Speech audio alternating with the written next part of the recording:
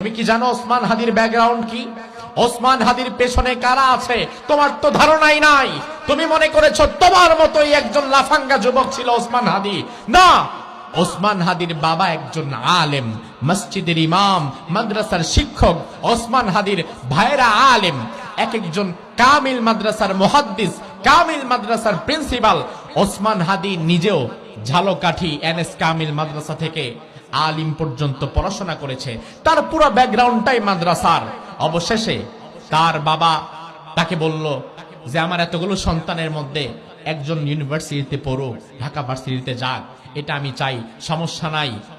তুমি যেহেতু আমার ছোট সন্তান, তুমি যেতে পারো ঢাকায়, তুমি সেখানে পড়াশোনা করতে পারো, তবে তোমার প্রতি আমার আদেশ হচ্ছে জমিনে যতদিন বেঁচে থাকবা অন্যায়ের সাথে আপোষ করবা না, ইনসাফের পক্ষে থাকবা, হকের পক্ষে থাকবা।